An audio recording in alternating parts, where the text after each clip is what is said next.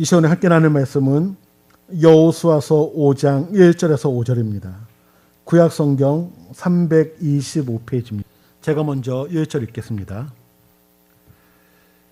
요단 서쪽의 아모리 사람의 모든 왕들과 해변에 가나안 사람의 모든 왕들이 여호와께서 요단 물을 이스라엘 자손들 앞에서 말리시고 우리를 건너게 하셨음을 듣고 마음이 녹았고 이스라엘 자손들 때문에 정신을 잃었더라.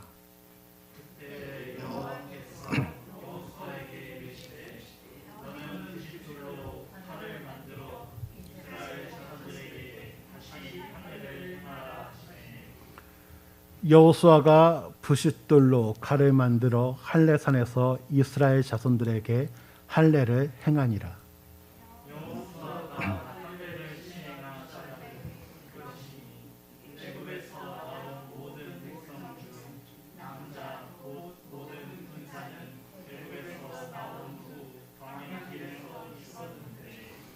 오절 함께 읽겠습니다.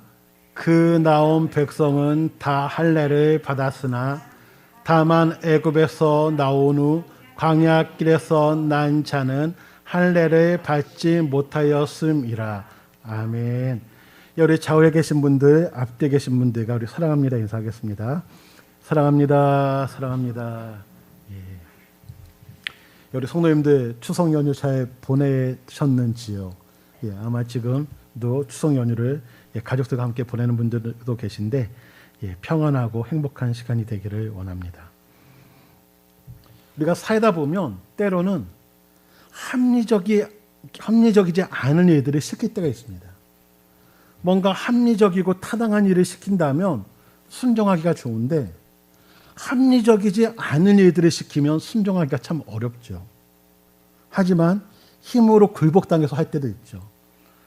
어떻게 보면 군대에서 참 황당한 일들을 시킬 때가 있습니다. 100원짜리 동전을 하나 주면서 초코파이하고 음료수 사오고 300원 남겨하라. 말도 안 되는 그런 심부름을 시키기도 합니다. 그러나 계급 때문에 어쩔 수 없이 그 심부름을 하기로 하죠.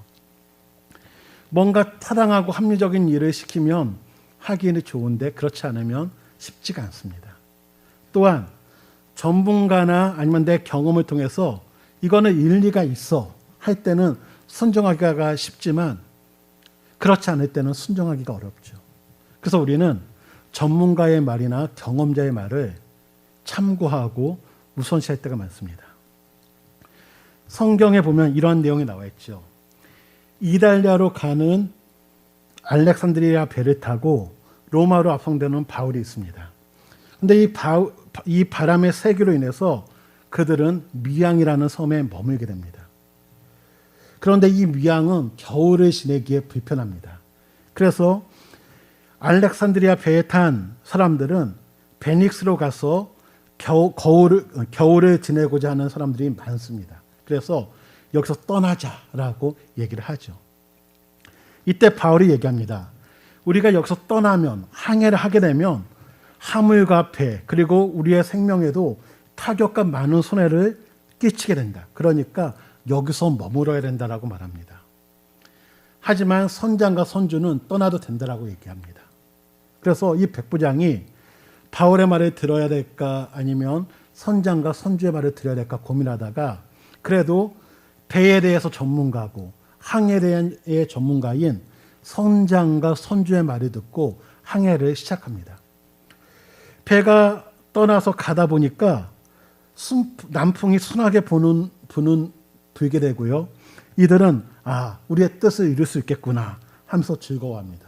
그런데 그레데 해변을 끼고 항해를 하다가 얼마 되지 않아 유라굴로라는 광풍이 일어남으로 말미암아 바울이 말한 대로 큰 어려움을 당하게 되죠. 어떻게 보면 우리도 이 백부장처럼 바울의 말보다는 경험이 있는 전문가인 선장과 선주의 말을 더 우선시할 수 있습니다. 그러나 우리가 기억할 것은 바울이 자기의 생각을 말한 것이 아니라 천지를 창조하시고 천지를 주관하시는 하나님의 말씀을 듣고 말했기 때문에 바울의 말이 더 정확한 줄 믿습니다. 선장과 선주는 통계적인 자료나 경험을 토대로 하지만 또한 그들은 앞에 무슨 일이 벌어질지 모릅니다. 하지만 천지를 주관하시는 하나님은 모든 것을 알고 계시기에 또한 모든 것을 주관하시기에 하나님의 말씀이 더 정확한 줄 믿습니다. 베드로가 밤새 고기를 잡습니다. 그러나 한 마리도 잡지 못하죠. 바울은 이 갈릴리 바다에서 수십 년 동안 고기를 잡았던 경험이 있는 사람입니다. 그래서 갈릴리 호수에 대해서는 누구보다도 잘 알고 있었고 또 우리가 말하는 그 고기들이 다니는 길에 대해서도 잘 아는 전문가가 바로 베드로입니다. 그런데 밤새 수고하였음에도 불구하고 고기를 잡지 못하고 이제는 정리하고자 그물을 씻고 있습니다. 그런데 예수님께서 오셔서 그렇죠. 깊은 데로 가서 그물에 내리라고 얘기합니다. 자신의 경험과 또한 자신의 생각으로 보면 말이 안 되죠. 그러나 베드로는 이렇게 얘기합니다. 내가 밤새 수고했음에도 불구하고 한 마리로 잡지 못했습니다. 하지만 말씀에 의지해서 제가 그물을 내리겠습니다라고 말씀하면서 그 말씀에 순종하는 모습이 나타납니다. 그 결과 그물이 찢어질 만큼 많은 고기가 잡히고 그 배가 잠길 만큼 많은 고기를 잡는 모습으로 나타납니다. 일반적으로 우리들은 전문가 그리고 경험자의 말을 신뢰합니다. 그리고 일을 진행할 때 통계 자료를 통해서 우리가 참고할 때가 많습니다. 요즘 야구 시즌입니다. 그래서 저도 가끔 야구를 보는데 야구를 보다 보면 어떤 모습을 발견하게 되는가 하면 투수가 공을 던지기 전에 사인을 내는 포수가 팔목에다 그 다른 선수에 대한 정보를 적어놓고 그것을 점검합니다. 그래서 지금 나온 선수는 어떤 공에 약하다. 그리고 그 약한 공을 던지도록 이렇게 사인을 내죠. 또한 야수들도 선수들이 나올 경우 수비 위치를 변경하는 모습이 나타납니다. 어떻게 보면 전체적으로 골고루 선수가 있는 것이 아니라 어떤 타자에 대해서는 한쪽에 다 모든 선수들과 몰려있는 그런 일도 벌어집니다. 왜냐하면 통계 자료를 통해서 그들은 대비를 하는 겁니다. 제가 말씀을 드리고 싶은 것은 뭐냐면 이렇게 전문가의 견해나 경험자의 조언, 정보를 통한 자료들 이런 것들은 우리가 참고해야 할 중요한 요소들입니다. 그런데 이러한 요소들과 다를지라도 또한 통계와 다를지라도 전문가의 말과 다를지라도 우리가 순종하고 따라야 될 말씀이 있다면 바로 하나님의 말씀인 줄 믿습니다. 때로는 내 생각과 맞지 않을 때가 있습니다. 타락한 것 같지가 않습니다. 하지만 하나님의 말씀이 분명하다면 순종할 수 있는 귀한 분들이 되기를 주님의 이름으로 축원을 드립니다. 오늘 본문에 보면 이스라엘 백성으로 하여금 하나님께서는 요단강을 건너가게 하셨고 요단강을 건넌 후에 그에게 하신 명령이 할례를 행하라는 말씀입니다. 지금 상황은 경험으로 본다면 할례를 할 때가 아닙니다. 어떤 때인가 하면 적을 공격할 때입니다. 만약에 전문가들을 100명 불러놓고 지금 우리가 할례를 해야 됩니까? 아니면 공격을 해야 됩니까? 라고 물어본다면 100이면 100이 지금 할례를 한다는 것은 말이 안 된다. 지금은 공격할 때라고 말할 것입니다. 그 이유가 무엇인가 하면 이들이 요단강을 딱 건너왔을 때 요단강 건넌 그 가나안 땅에 거주하는 이 백성들이 두려움에 떨고 있습니다. 정신을 잃을 정도로 두려워하고 있습니다. 왜냐하면 지금 요단강은 범람할 때입니다. 물이 많을 때입니다. 하지만 하나님의 능력으로 그 물을 마르게 하시고 이스라엘 백성들을 건너가게 하셨습니다. 그래서 이 가나안 족속들은 요단강을 마르게 하신 그 하나님의 인도하심을 받는 이스라엘에 대한 두려움이 있습니다. 또한 그들은 이 이스라엘에 대한 정보가 있습니다. 어떤 정보가 있었는가 하면 이스라엘이라는 나라가 이스라엘이 애굽이라는 곳에서 하나님의 은혜로 인하여 나오게 되었다. 하나님께서는 이들을 인도하실 때 홍해를 마르게 하심으로 건너가게 하셨고 애굽의 병사들을 홍해에서 몰살시키셨다. 또한 아모리 동편에 있는 두 민족이 이스라엘을 통하여 전멸당했다. 이런 이야기를 들었는데 그 이스라엘이 요단강을 건넜다는 소식을 들었을 때 이들은 더 두려움과 공포에 빠질 수밖에 없었습니다. 그래서 지금 이들의 사기는 완전히 바닥에 떨어져 있죠. 어떻게 보면 작은 소리 하나에도 두려움을 가질 수밖에 없는 그런 상황. 이럴 때 이스라엘이 공격했다면 이들은 아마 다 항복하지 않았을까라는 생각도 해보게 됩니다. 그런데 그 타이밍에 하나님께서 이스라엘에게 요구하시는 것은 무엇인가 하면 할례를 행하라고 얘기합니다. 여기서 할례를 행한다는 것은 참 황당한 명령입니다. 왜 황당한 명령인가 하면 할례를 시행하면 며칠 동안 상당한 고통이 따르고 행동이 부자연스럽습니다. 앞에 전쟁을 치르는 백성이라면 전쟁을 치를 수가 없습니다. 우리가 아는 사건 한 가지를 말씀드린다면 야곱의 딸 디나가 세겜에게 강간을 당하게 됩니다. 이때 디나의 오빠인 시므온과 레이가 분노가 일어나죠. 그래서 어떤 얘기를 하는가 하면 세겜에게 찾아가서 너희 민족들이 할례를 받는다면 우리가 함께 결혼할 수 있다. 그래서 결혼을 전제로 해서 할례를 받으라고 합니다. 세겜과 그의 아버지 하몰 그리고 그 성읍에 있는 남자들이 다 할례를 받게 됩니다. 그리고 그날 밤 저녁에 시므온과 레이가 몰래 들어가서 칼로 그들을 다 찔러 죽이는 사건이 벌어집니다. 단 2명의 남자가 그 성읍의 남자들을 몰살시킬 수 있었던 이유가 무엇인가 하면 그 성읍에 있는 사람들이 다 할례를 받고 움직이기가 힘들었기 때문에 이러한 것에 대해서 알고 있는데 그들에게 할례를 받으라. 그것도 요단강을 건너기 전에 받으라고 했으면 그나마 괜찮은데 요단강을 건너고 그 앞에 적들이 있는 상황에서 할례를 받으라고 했을 때 얼마나 황당했을까. 때로는 우리에게 이러한 일이 벌어진다면 우리는 이렇게 얘기했다겠습니다. 하나님, 왜 지금입니까? 좀 더 빨리 말씀하셨으면 제가 순종할 수 있는데 지금 말씀 안 치니까 제가 순종하기 힘들어요. 하나님, 왜 하나님의 타이밍은 왜 이렇게 늦습니까? 만약에 하나님께서 이스라엘 백성에게 요단강을 건너기 전에 할례 받아 하면 그래도 요단강이라는 하나의 보호막이 있기 때문에 하나의 방어 체계가 있기 때문에 할례 받는 것이 그나마 괜찮습니다. 그런데 요단강을 건너고 그 앞에 적이 있는데 할례를 받으라. 참 쉽지 않죠. 그런데 성경에 보면 하나님의 타이밍이 이럴 때가 참 많습니다. 우리가 잘 아는 사건. 하나님께서 아브라함에게 너가 사랑하는 독자 이삭을 나에게 번제물로 바치라고 합니다. 그런데 그 타이밍은 언제였는가 하면 우리가 알다시피 하나님께서 아브라함에게 자녀를 주시겠다고 약속하셨는데 그 약속을 기다리지 못하고 이 아브라함은 하갈을 통해서 이스마엘이라는 아들을 얻게 됩니다. 이스마엘과 이삭이 같이 있죠. 그런데 이 이스마엘이 이삭을 조롱하다 보니까 하갈과 이스마엘을 내쫓아내게 됩니다. 이제 쫓아내고 이제는 이삭 하나만 남았는데 이 타임에 이 이삭을 번제물로 드리라고 합니다. 만약 저 같으면 하나님, 이왕이면 이스마엘하고 이삭 같이 있을 때 하나 바치라고 하면 얼마나 좋았습니까? 하나님 또한 이삭 말고 이스마엘을 바치라고 하면 얼마나 좋습니까? 이렇게 하나님께 말할 것 같습니다. 어떻게 보면 이 타이밍은 참 순종하기 힘든 타이밍입니다.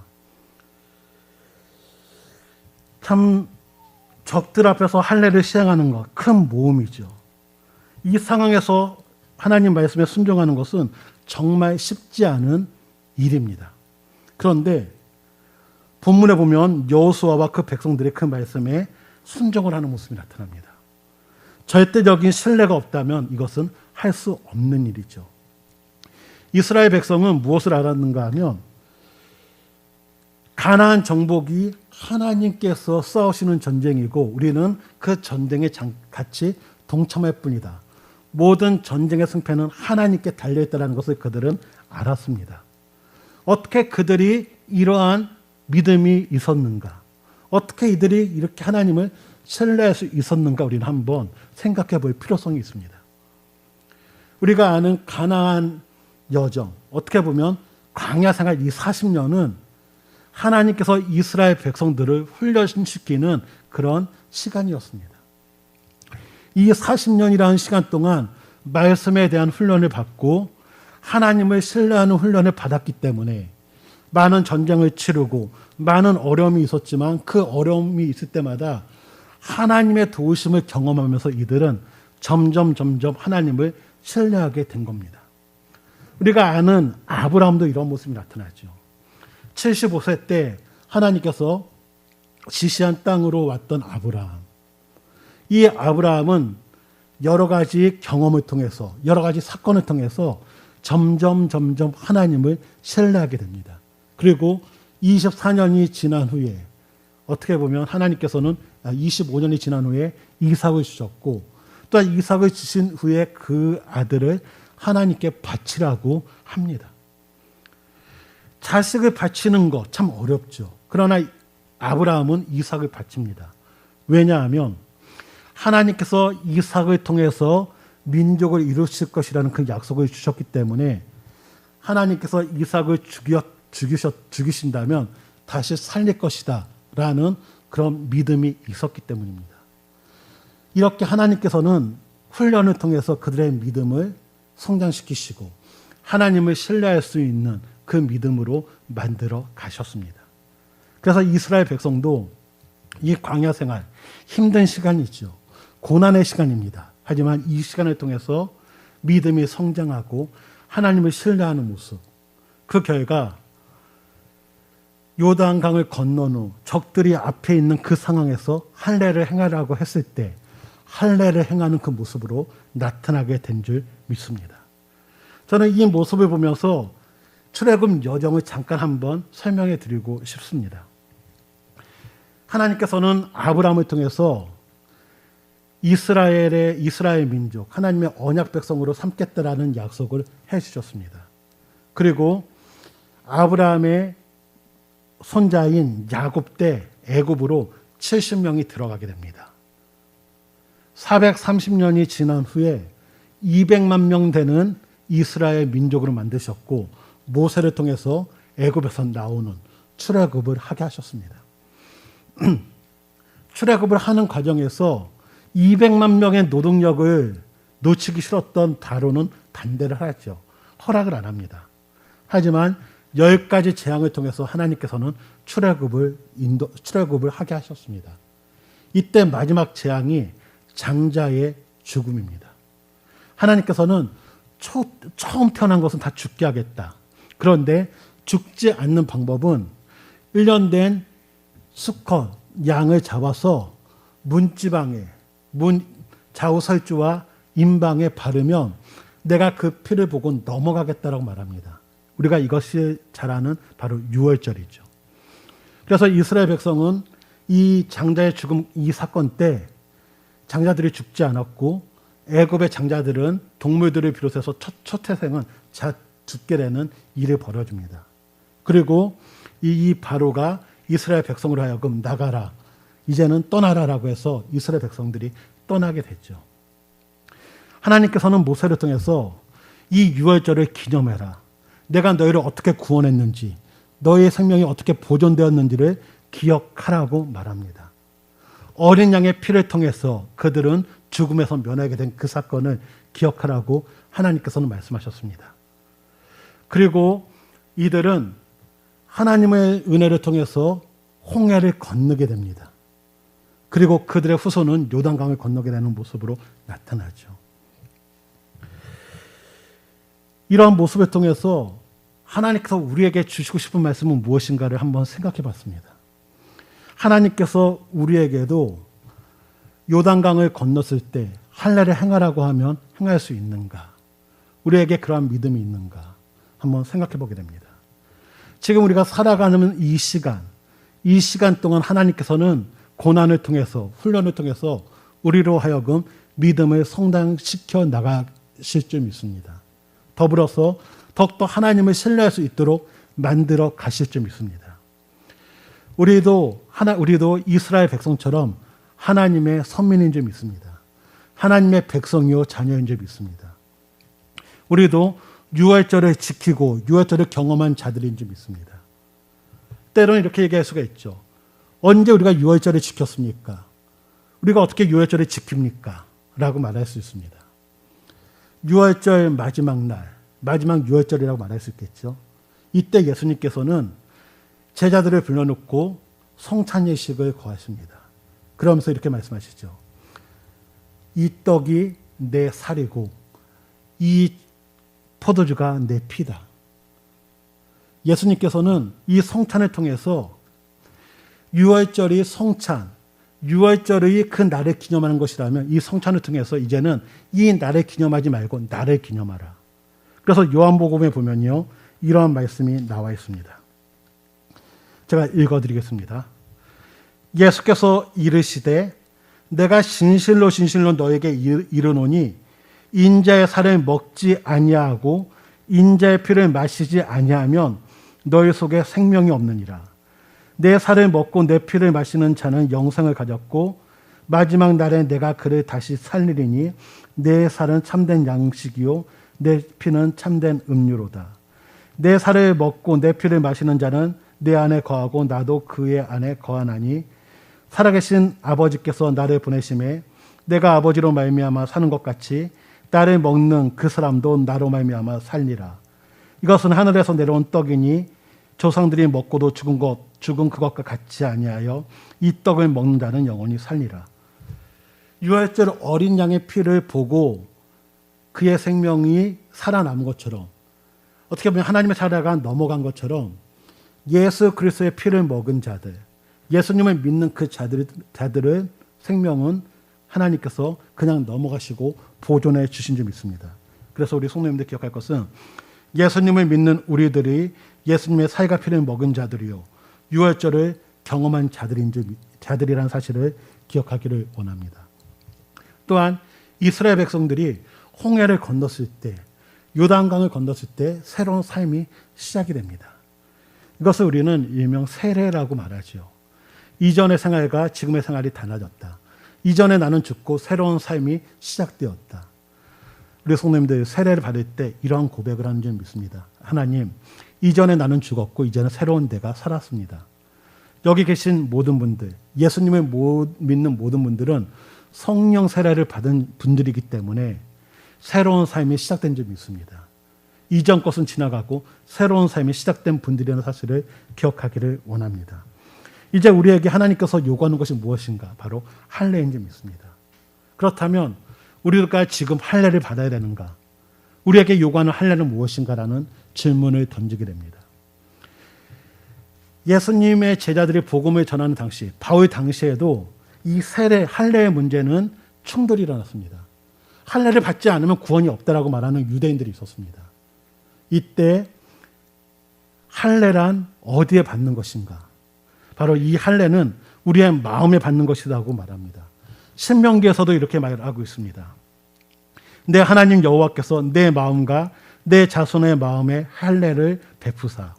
우리의 마음에 할례를 베푸는 것이 더 중요하다는 사실을 말하고 있고, 또한 이렇게 성경에 보면 할례 받는 것도 아무것도 아니요 할례 받지 않은 것도 아무것도 아니요 오직 하나님의 계명을 지킬 따름이니라. 할례를 받고 안 받고의 문제가 아니라 하나님의 계명을 지키는 것이 더 중요하다라고 말합니다. 또한 로마서에는 성령님에 의한 마음의 할례가 진정한 할례라고 바울은 말합니다. 그렇다면 우리에게 있어서 할례를 받는다는 것은 무엇인가? 할례를 받는 것은 내가 하나님의 백성이라는 바로 그 증표를 새기는 겁니다. 그래서 우리가 지금 할례를 받는다는 것은 하나님, 내가 하나님의 백성입니다라는 그 증표를 새기는 것으로 하나님의 말씀을 내 마음에 새기는 것이 바로 할례인 줄 믿습니다. 그러기에 우리 성도님들, 하나님의 말씀을 우리의 마음 가운데 새기는 은혜가 있기를 원합니다. 그래서 사도행전에 보면 이렇게 얘기하죠. 하나님의 말씀을 귀에 기울이지 않는 사람들이요, 할례를 받지 않는 사람들에 대해서 하나님의 말씀을 귀를 기울이지 않는 사람들이라고 말합니다. 다시 말하면 할례를 받는 사람들은 하나님의 말씀을 말씀에 귀를 기울이는 사람이고, 할례를 받지 않은 자는 하나님의 말씀에 귀를 기울이지 않는 자들. 그러기에 할례를 받으라는 것은 하나님의 말씀에 귀를 기울이고 하나님의 말씀을 내 마음에 새기라는 말씀인 줄 믿습니다. 그리고 그 말씀에 순종하는 것이 바로 할례를 받는 것이라 말씀드릴 수 있습니다. 그러기에 우리 성도님들, 이 시간 우리가 마음에 할례 받는 시간이 되기를 원합니다.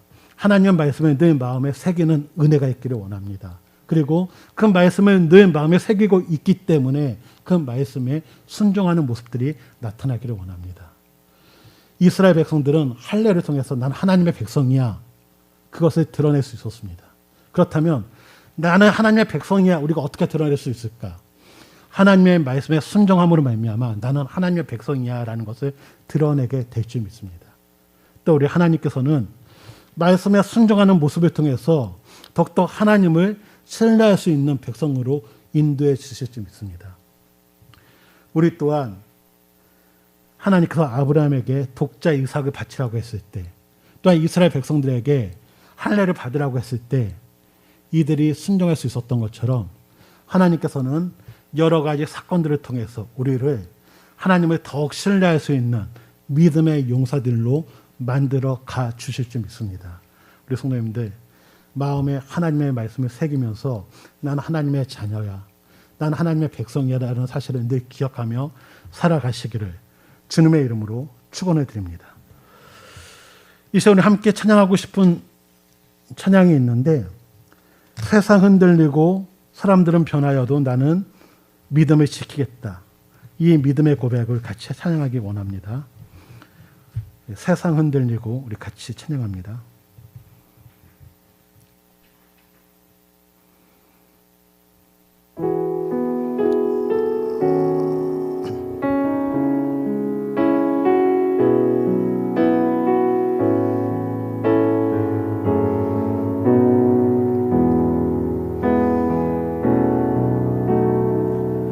세상은 들리고 사람들은 변하여도 나는 주를 섬기리.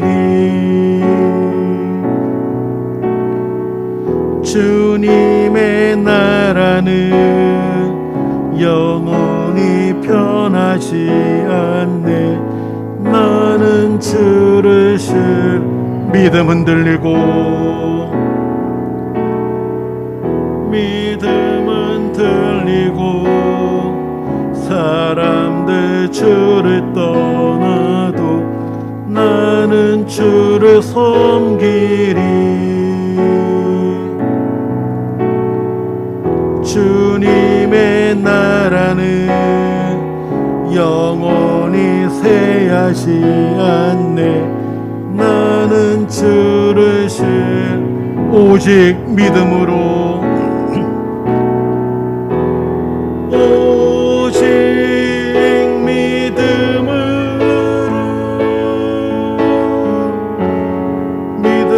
내가 살리라.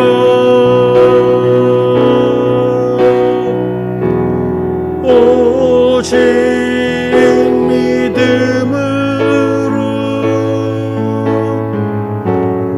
믿음으로 내가 오직 의인은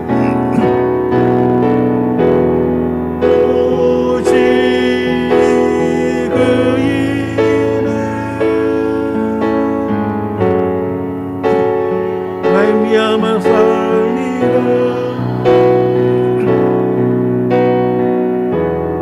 오직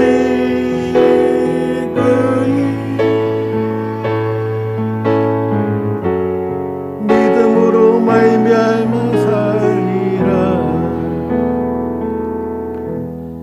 하나님께서 의롭다 칭한 자들, 하나님의 백성들은 믿음으로 살 줄 믿습니다. 하나님을 신뢰함으로 살 줄 믿습니다. 하나님의 말씀에 순종하며 살 줄 믿습니다. 이 시간 함께 기도하기 원하는 것은, 하나님, 내가 먼저 하나님의 말씀을 분별할 수 있는 지혜를 허락하여 주옵소서. 또한 하나님의 말씀이라면 내 생각과 다를지라도, 전문가의 견해와 다를지라도 하나님의 말씀에게 순종할 수 있는 믿음을 허락하여 주옵소서. 하나님, 이스라엘 백성들처럼 우리의 믿음이 성장하고 훈련을 통해 더욱더 하나님을 신뢰하며 나아갈 수 있는 그 믿음을 허락해 달라고. 또한 할례를 받은 이스라엘 백성처럼 내가 하나님의 백성으로서 말씀이 내 마음에 새겨지고 말씀에 순종하는 그 모습을 통하여 하나님의 백성임을 드러낼 수 있게 달라고 이 시간 우리의 믿음을 위하여 함께 기도하겠습니다. 기도합니다.